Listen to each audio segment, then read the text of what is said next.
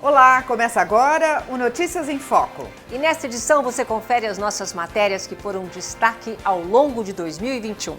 A onda dos exercícios de alta intensidade. Especialistas alertam sobre os cuidados. É um método que a intensidade do exercício ela é a máxima possível. Brumadinho, Museu Nacional e os incêndios na Amazônia. As tragédias da história recente do Brasil na poesia de Carlos Nejar. É o retrato do Brasil contemporâneo, que nós não podemos esquecer. O Notícias em Foco já está no ar.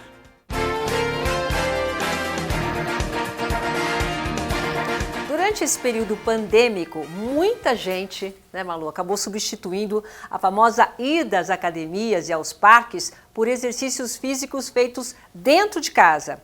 Mudanças de hábitos que vieram pelo isolamento social, mas que acabaram ficando, né? Ah, Silvia, e para quem não tem muito tempo, existem opções que ajudam a movimentar o corpo em períodos rápidos, coisa ali de 20 minutos. São os chamados treinos intervalados de alta intensidade. Na teoria, o exercício parece simples, menos de 5 minutos. São 4 minutos de duração. É um método que a intensidade do exercício ela é a máxima possível. A Karina é especializada no método Tabata, um dos primeiros protocolos de exercícios intervalados de alta intensidade. O protocolo ele se divide em 20 segundos de um treino com o maior número de repetições possíveis nesses 20 segundos, dando o máximo de si nesse momento, para-se 10 segundos para um descanso e realiza esse exercício de novo. Esse exercício e a pausa é realizado durante 8 séries, que dá um total de 4 minutos de duração. Por ele ser um treino de alta intensidade, um treino onde tem um esforço físico bem intenso, ele é indicado para uma pessoa que já está treinando, que precisa de um desafio maior, ou para atletas de alto nível. O maior benefício desse método é a duração. São apenas 4 minutos numa intensidade que vai levar ao segundo benefício, que é o maior gasto calórico. Esse gasto calórico é um gasto em repouso, porque os treinamentos intervalados, os treinamentos de alta intensidade, o maior benefício dele é pós-treino. Você fica com o metabolismo mais acelerado e você tem um gasto nesse momento que você está em repouso. Se for bem adaptado, se tiver um bom planejamento, fazer um exercício para membros inferiores, superiores, tronco, fortalecimento abdominal, se ele for bem equilibrado, em 4 minutos você treina tudo o que você precisa. Então, esse é um grande benefício. Triatleta amadora, a professora Camila Martins é uma praticante do método Tabata. Eu buscava algum treino para algum dia que eu não quisesse fazer, por exemplo, alguma dessas modalidades. Aí eu comecei a iniciar o Tabata de alguma forma. O que eu acho interessante do Tabata é que, mesmo para quem é o iniciante, aquela pessoa que está iniciando, a gente sabe que tem os exercícios com muitas opções, né? Então, vamos fazer, em vez de eu fazer um salto muito alto, eu vou fazer uma opção que encaixa mais para o iniciante. Então, assim, não precisa ter essa desculpa, mas eu sou tão sedentária, né? Eu não vou conseguir começar nunca. Não, vai conseguir começar sim. É só você, no início, você faz as opções que lhe cabem, e aí eu garanto que conforme você também tiver uma certa dedicação, você vai melhorar com certeza aí o seu treino. Para Camila, a queima de gordura é o diferencial. Como ele é um exercício mais curto, ele não me dá tanta resistência assim como os outros treinos, né? Por exemplo, os treinos de corrida, os outros natação e a bicicleta, eu consigo trabalhar melhor essa parte da resistência. Mas com relação à queima de gordura, isso com certeza eu percebi sim. Quem está iniciando a prática de exercícios físicos pode se aventurar, mas adaptações são necessárias. O ideal é um novato ou uma pessoa sedentária, é que ela comece com uma orientação. Pode ser feito esses 8 exercícios, que são 8 séries, podem ser exercícios básicos, mas contanto que ele tenha um gesto motor adequado para não levar o praticante a um desconforto muscular ou uma lesão. Uma pessoa que está começando, nós recomendamos que os treinos sejam alternados. Então, 3 vezes por semana, faz o protocolo. Nos outros dias, realize outras atividades para se manter ativo durante a semana e também distribuindo melhor essas atividades, as cargas, porque por ser um treino de alta intensidade, você vai levar o seu músculo a uma exaustão. Essa prática de movimento diário é muito importante para a nossa longevidade. Hoje nós vamos viver, no mínimo, aí, 80, 90 anos. E como que vai ser a qualidade de vida? Como que vai ser a nossa autonomia a partir dos 60, 70, 80 anos? Escolha as atividades que tragam prazer, que te motivem a se movimentar. Nem que seja peteca, jogar peteca. Por 30 minutos, se movimente. O acompanhamento profissional é importante para evitar lesões musculares ou problemas mais sérios. E é importante também que esse indivíduo que está começando seja avaliado por um médico. Porque como é um treino de alta intensidade, pode levar a um risco cardiovascular, né? Existem alguns exercícios que precisam ser adequados para o corpo, né? Para o biotipo de cada indivíduo. Não existe exercício errado. Existem pessoas que não podem fazer determinados exercícios. Sidney é personal trainer e dá uma dica importante. Ter um espelho por perto ajuda a manter a postura na hora do exercício. Um dos maiores erros é erro de postura. Quando a gente está fazendo, até mesmo quando a gente está fazendo exercício, uma pessoa que já tem a noção de como fazer, é sempre necessário que a pessoa que já saiba fazer, ela tenha um espelho perto para que ela consiga se visualizar. E outra coisa é o jeito como se distribui os exercícios, né? Existe uma ciência por trás. Por que esse aqui faz primeiro? Por que esse aqui junta com o outro? Então, essa ciência na distribuição do exercício, na questão dos intervalos, isso precisa de um profissional junto para que a pessoa não erre nesses pequenos detalhes, tá? Que são detalhes, mas que depois de um certo tempo eles fazem muita diferença. O aquecimento faz parte do treino e é essencial para que os exercícios tenham impacto positivo no corpo. O mais indicado para a pessoa fazer um exercício é a pessoa fazer um exercício que haja uma subida da frequência cardíaca. Então, por exemplo, a esteira. A pessoa vai fazer de 5 a 7 minutos na esteira, 10 minutos. O que acontece quando eu faço um trabalho como o da esteira, por exemplo, que é um trabalho cardiovascular? A minha frequência cardíaca sobe. Quando essa frequência cardíaca sobe, naturalmente o cérebro ele recebe um estímulo. E qual é o estímulo? Eu preciso aumentar a velocidade de contração muscular. Ou seja, a frequência cardíaca subiu, os músculos vão começar a contrair mais rápido e o cérebro vai liberar um outro estímulo para o corpo, que é a liberação de um líquido que a gente chama de sinovial. Liberado esse líquido ele lubrifica as articulações. Então, a pessoa já está preparada para o exercício. E o exercício não termina quando você desce da esteira ou para com as flexões. O corpo necessita de um processo de desaceleração. Esse desacelerar pode ser uma caminhada, é o voltar à calma, né? Então, você vai diminuindo a intensidade, fazendo os exercícios de alongamento. O que não dá para fazer é terminar esse exercício numa alta intensidade, deitar, por exemplo, ou sentar. Aí o corpo não está preparado, dá um mal-estar, dá uma sensação bem desagradável, e elas, de repente, param e vai para uma reunião, ou, por exemplo, vai tomar banho, ou... Não pode ser isso, né? Tem que aquecer previamente e desacelerar no final. A alimentação também é importante. Alguns itens podem prejudicar o metabolismo do corpo na hora do exercício. A gente comeu algo com índice glicêmico alto, liberou um monte de insulina. A insulina quebrou aquilo que a gente comeu e quebrou mais os estoques. A gente já chega para o exercício com a quantidade de estoque de açúcar baixo. Vai gastar o pouquinho que resta e o que vai acontecer? Vai acabar o índice de açúcar do corpo. E o corpo não vai usar gordura em geral como combustível. Isso vai abaixar a performance. Muitas vezes a pessoa está durante o exercício, ela se sente tonta, ela, além dessa tontura, muitas vezes ela tem sonolência, ela tem baixa de performance, e aí muitas vezes ela tem hipoglicemia, porque faltou açúcar no sangue, e aí ela corre o risco até de desmaiar. Por isso, é necessário o acompanhamento de um nutricionista. Quando eu comecei a aumentar o volume dos exercícios, eu comecei a perceber que eu estava ficando um pouco fraca, então a minha primeira atitude foi eu procurei um nutricionista.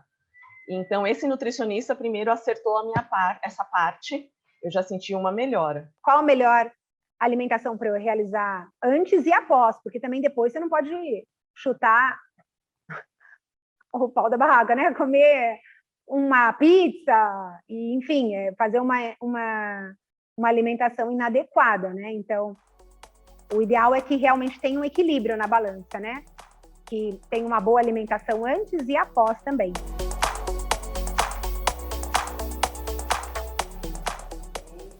E ainda falando de saúde, para quem mora em grandes centros urbanos, conseguir verduras e hortaliças, Silvia, fresquinhas, pode ser um desafio, viu?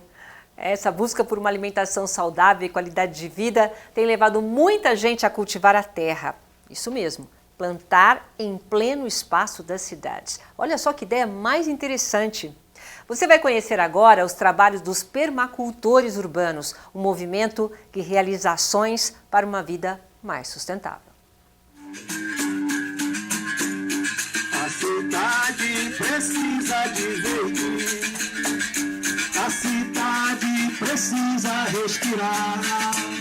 Bairro do Butantã, São Paulo. Moradores do entorno da antiga favela da Joia se reúnem para revitalizar a área abandonada.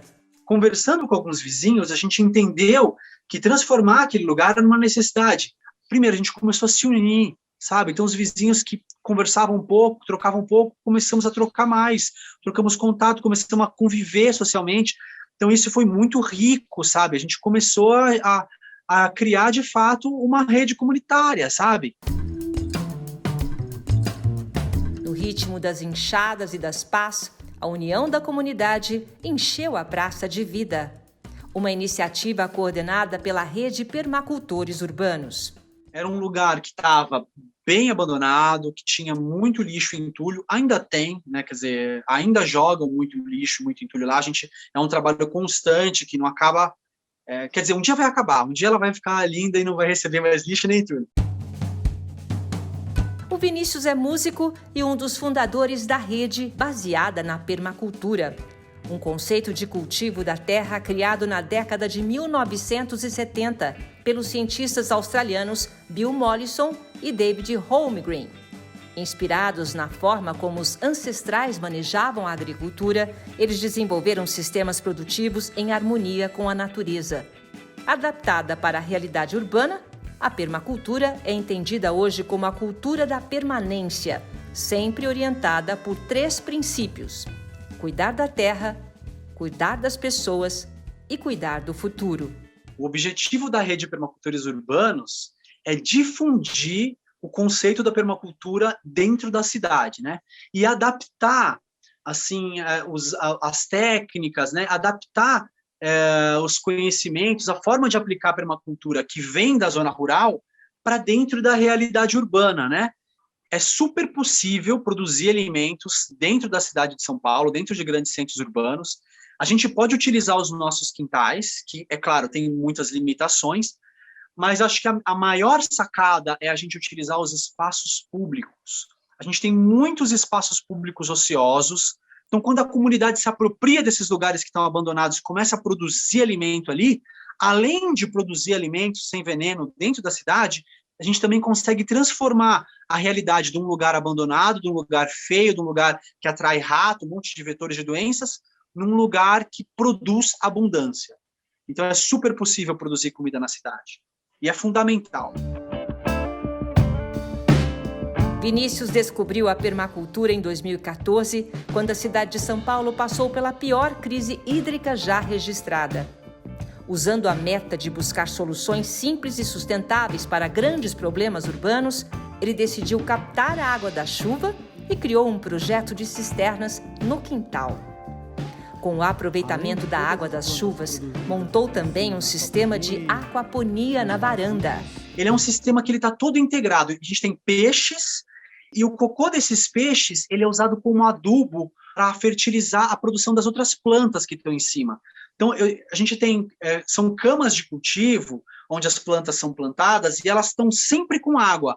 Então, as raízes das plantas filtram a água dos peixes e o cocô dos peixes gera nutrientes para as plantas. Então, uma coisa vai alimentando a outra, né? E aí também a água da chuva vai para o tanque de peixes. Aí e o cocô dos peixes produz as plantas, além dos frutos, das folhas que eu como, também produz folhas secas, que vão virar adubo para a minha composteira. E a minha composteira produz minhocas, que também vão ser comida para o peixe. Então, eu tenho um ciclo fechado, né? Enquanto permacultor, trazer para minha casa um sistema de aquaponia é trazer para o micro uma forma de produzir de forma integrada, né? De fechar ciclos. Por isso que me interessou muito o sistema de aquaponia. Ó, que beleza. Vamos colher aqui, ó. Tomatinho, cereja da aquaponia. Ai, que lindos. E o trabalho do Vinícius não parou por aí. Dentro da permacultura, ele se tornou um especialista em manejo de águas. Com o conhecimento adquirido de montagem de cisternas, ele decidiu ensinar outras pessoas a transformarem a água da chuva em um recurso disponível para o consumo. Chegamos aqui em Casa Branca, no Madinho. É aqui que vai rolar a oficina e a instalação de uma das cisternas com filtro limpo de areia. Entre instalações e oficinas de capacitação, a equipe viajou por várias cidades do interior do Brasil. Lugares como a comunidade do Areal, no município de Linhares, Espírito Santo. Uma das localidades atingidas pela lama de rejeito da Vale e que sofreram com a falta de água potável. A minha água de banho é das águas mais limpas que está aqui. Depois que veio o rejeito da lama, dessa marca, a minha água estragou tudo. Usava água do poço, a gente bebia água do poço também, né? Cozinhar, para lavar. Só que agora, do céu pra cá, acho que é a água do rio que ficou a terra. Porque a água está sendo amarela, muito amarela mesmo. Está amarelando roupa.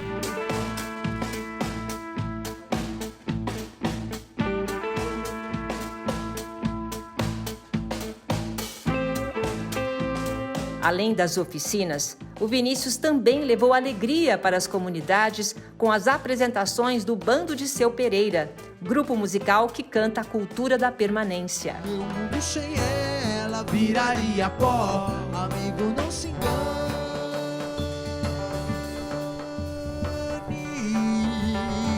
A água é uma só. Música e sustentabilidade sob as rodas da Zeolina.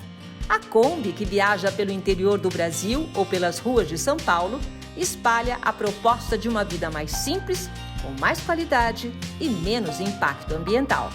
O que eu compro, o que eu consumo, será que é bom para o meio ambiente, né? Será que o detergente que eu uso, a bucha que eu uso, quando eu compro, eu uso um monte de sacola plástica, eu estou fazendo bem para o meio ambiente, né? Os produtos que eu como, se eu dou uma olhada na embalagem dos produtos lá, tem um monte de nome químico que eu não faço a menor ideia do que é. Será que isso vai ser bom para a minha saúde e para o meio ambiente? Procurar consumir mais alimentos in natura, procurar consumir do pequeno, ao invés de consumir do industrial, né? O industrial gera grandes impactos, o pequeno gera muito menos. Revisitar os hábitos de consumo é uma primeira coisa. Começar a compostar o que você gera em casa, né? É uma segunda coisa. A captar a água dessa chuva pode ser um terceiro passo, produzir alimentos em casa pode ser um outro passo, né? Começar a se conectar com seus vizinhos nos ambientes públicos pode ser um outro passo. Existem muitas coisas que a gente pode fazer, eu acho que o importante é começar. Isso já é suficiente, já gera muita transformação, não só na sua vida, mas no impacto do planeta.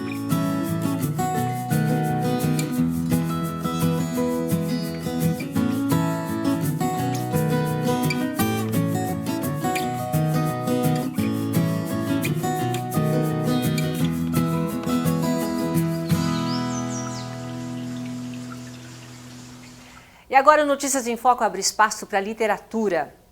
Parece que foi uma vida atrás, lá longe, antes da Covid, que tragédias chocaram o mundo em geral e a sociedade brasileira em particular. O incêndio no Museu Nacional do Rio de Janeiro devastou uma grande parte da história do Brasil.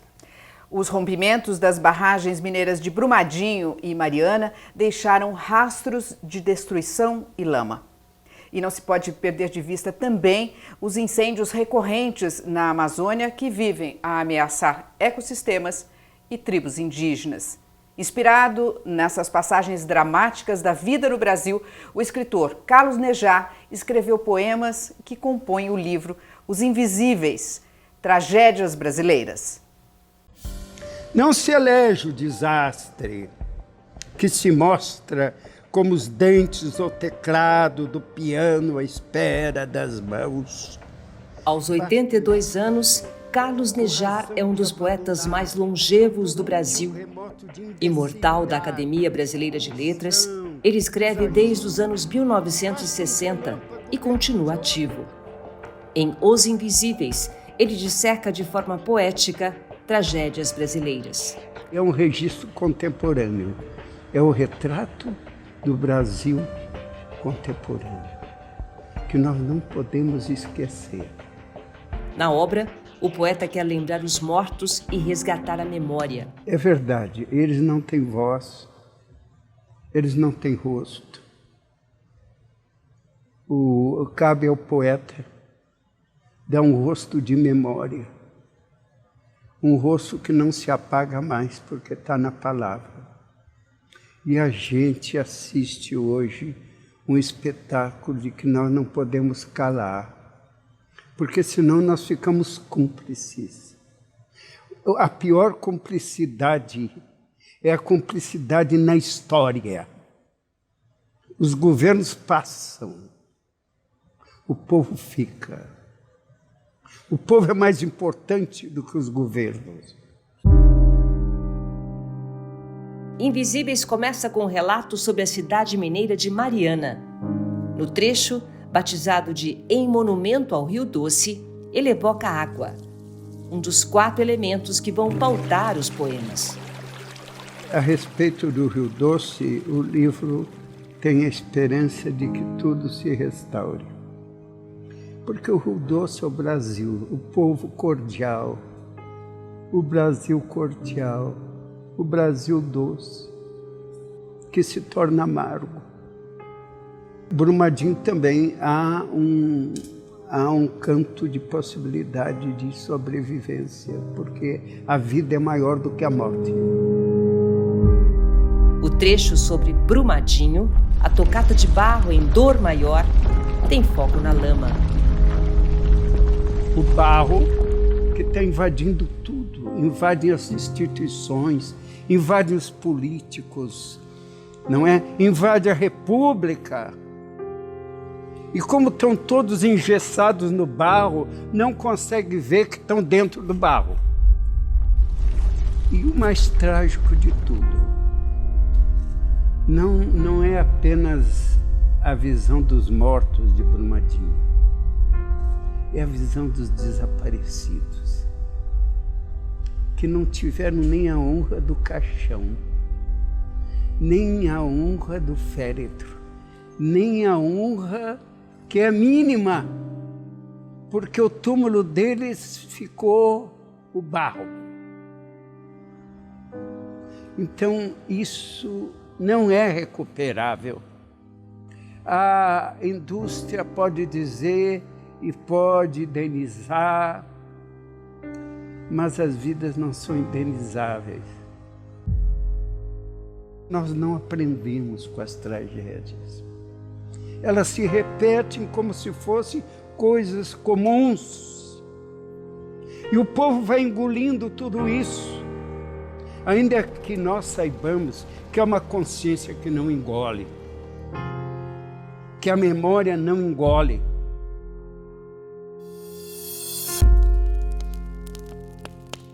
O fogo que consumiu o Museu Nacional do Rio de Janeiro em setembro de 2018 é lembrado no livro com o trecho Martírio do Museu Nacional, que tem o fogo como mote. Basta desordem ou falta de cautela cautela, ou barco sem a vela. Basta que o fogo venha devagar anunciado. Basta que a veia azul se rompa no equilíbrio e as verbas, as acerbas verbas não cheguem. Basta uma pequena chama como nuvem e chove, queima, basta a ponta dos dedos. E o que aprende a queimar ensina. A última parte do livro tem foco na Amazônia, com destaque nos Auás, etnia indígena que tem territórios ameaçados pelo avanço dos madeireiros em áreas do Maranhão e Pará. A memória se foi. Depois, a Amazônia que está aí, que continua incendiando.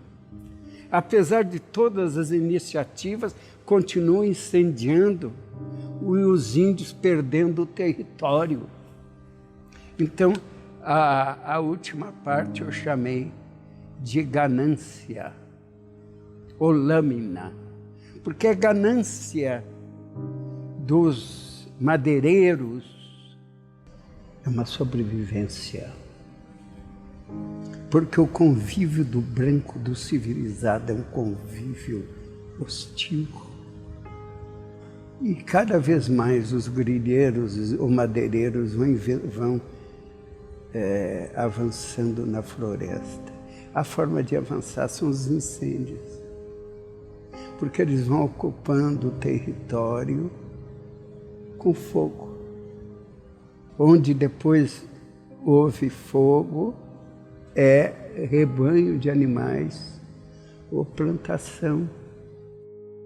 Eu senti a ligação profunda dessa tribo com o título do livro, Os Invisíveis, com o que está sucedendo na Amazônia, porque é uma tribo situada no Pará, do lado da Amazônia, no Pará, e que há mais de 500 anos essa tribo está fugindo do civilizado.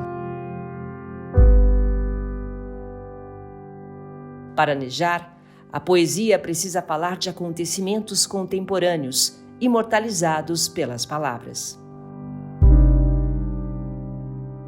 A palavra vai sobreviver.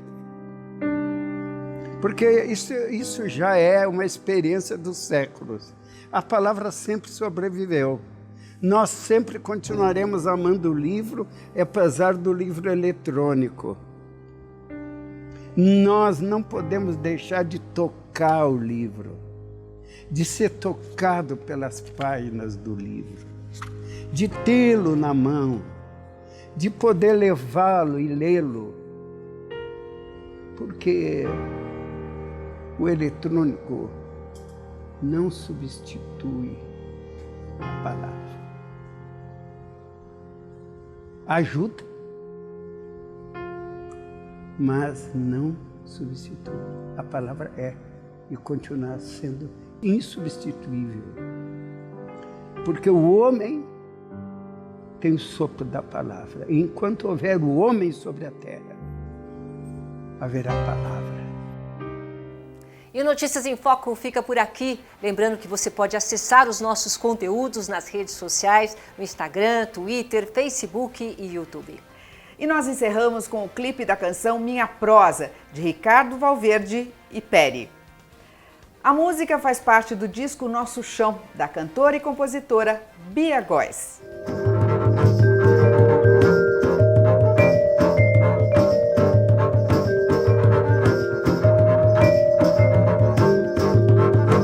Minha prosa não é de tanta excelência, de um difícil saber, coisa de se amostrar. Minha prosa é de fé, prova minha existência. Mas se queres saber, mas eu posso contar.